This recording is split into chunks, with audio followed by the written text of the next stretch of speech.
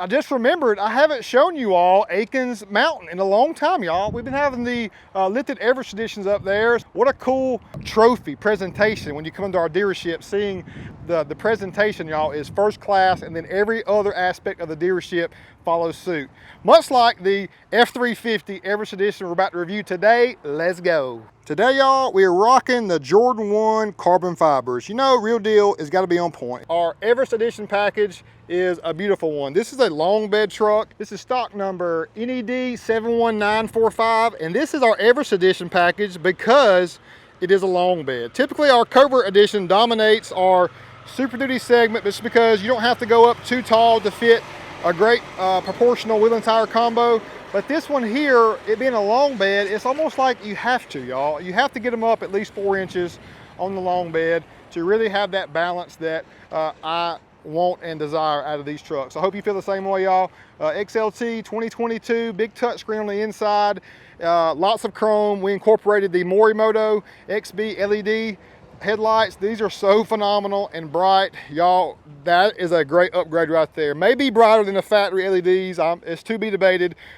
Let me know what your thoughts are as far as that one. Ant Research power boards. We are 4-inch BDS lifted, the radius arm kit, as we'll show you here. Fox shocks with your coil spring up front, radius arm, and dual steering stabilizer from BDS as well to complement, because a pretty big stance and combo here just to ensure that you're as stable and confident as possible while on the road, y'all. 37s, of course, 37s. In the 37, 13.5, 22 Nitto Ridge Grappler. And of course, you know, honestly, y'all, I had these Fuel Mavericks in stock. Otherwise, I would have ran a different wheel. I promise you I would have, but I had these in stock and needed to use them, so it's a can't miss. It's gonna be an easy one to sell. 22 by 10, negative 24, so mile to wide scale, we're sticking down a good 4 to 5 inches. So on the mile to wide scale, we're slightly past the mid-level range, and we're on a long bed lifted truck, so it needs to be past the mid-level range.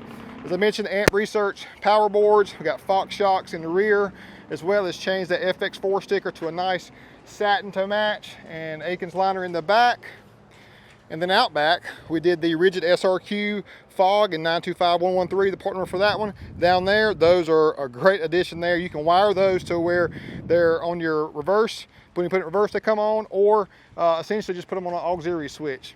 Let me know what you think about Super Duty being an F-350 long bed at that, and then what you think about it being lifted. Is this going to limit what you would use this truck for? Do you like the wheel and tire combo and the height not being too tall? A 6-inch to me, I just don't like a 6-inch unless we're going 38 or 40. So 37, 13.5, 4-inch, 350, power stroke at 475 horsepower and 1,050 pound-feet of torque. Has got you in a money setup on a carbonized gray. Hard to find these trucks anywhere.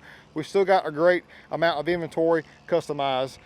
Inventory is trickling in more and more, but you know, Akins has been the source for many, many years for everything auto, and now accessories as well. Hit your boy up.